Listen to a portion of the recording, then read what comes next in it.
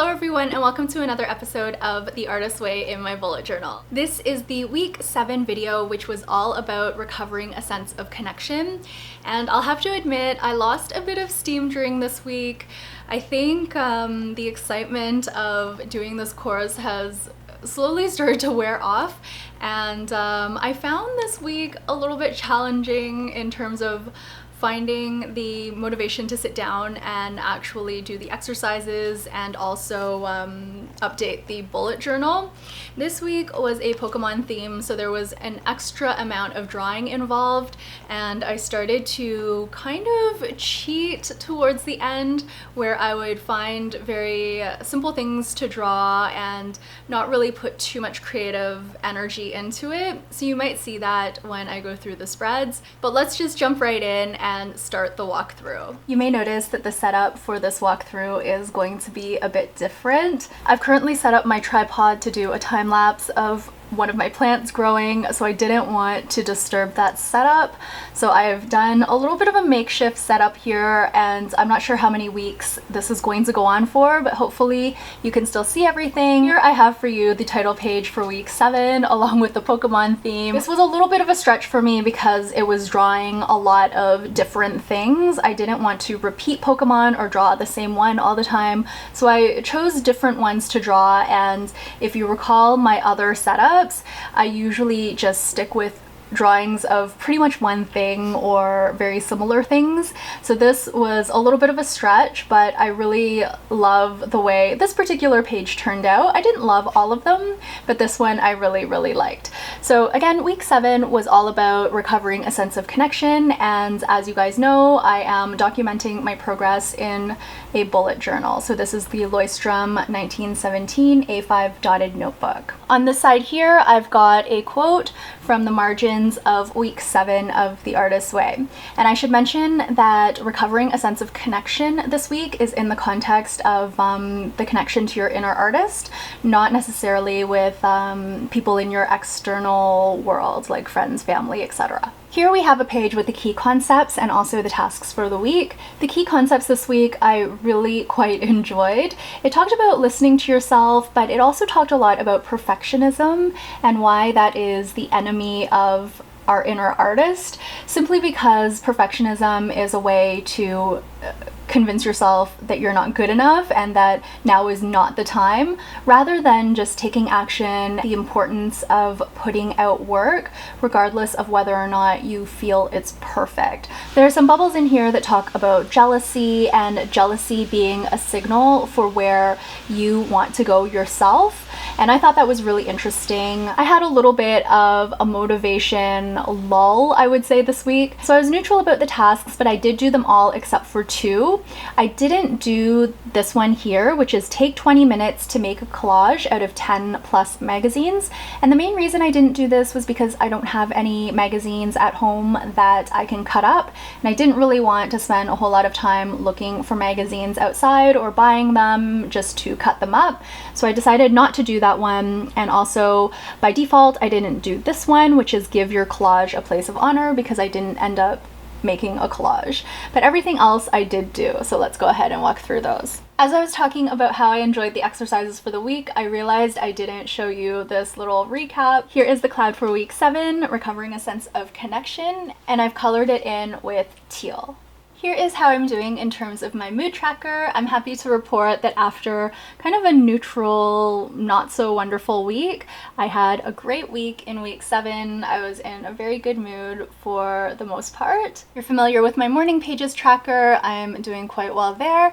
And my artist date I had on the Tuesday of week 7. Here is the first exercise in week 7 that I did in the bullet journal. This is a list of 20 things that I would try if I didn't have to do any of them perfectly. I started with a list of 20, but as I was filling this out, I decided I would expand the list to the whole page and leave some room for other things I might want to add down the road, and I've already added 3 more things at the bottom here.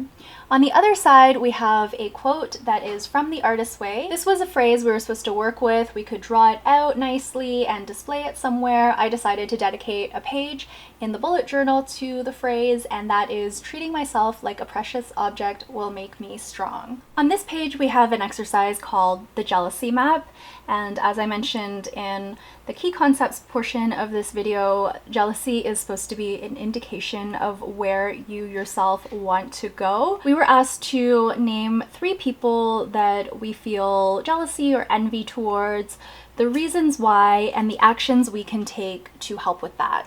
Archaeology involved 20 sentence stems, 10 focused on the past and 10 focused on the present. So I went ahead and completed all of those. The next 2 exercises involved some of our favorite things. So we were asked to name 5 films that are our favorites and identify some of the common features in the films. These are all nostalgic films for me. I don't really have any like modern day favorite films, but the ones that I named were The Princess Bride, 16 Candles, Dirty Dancing, Ever After, and Great Expectations.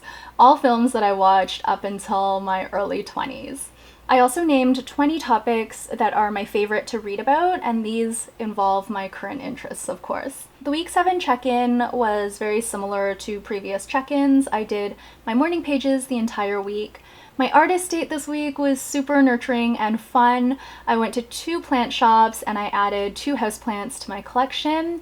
I also tried my hand at macrame, which was awesome. It reminded me of the friendship bracelets and bracelets out of GIMP that I used to make in my childhood. I listened to music, which was one of the tasks for the week. I ended up buying Lady Gaga's new album and I listened to that probably a couple of times when I was doing the macrame and just fussing over my plants. There was one big moment of synchronicity in week 7, and that was when I found my neon pothos. There was just a very interesting series of events that led me to find it, and at a very good price. I know pothos are very, I guess, common and boring plants, but for a new plant parent, they are very exciting to me because they're hardy, they're fast growing, and there are different varieties, one of which, the neon one, is very stunning. It's just very eye-catching. I love it. Finally, I had a whole bunch of issues significant to recovery. I've really been enjoying The Artist's Way,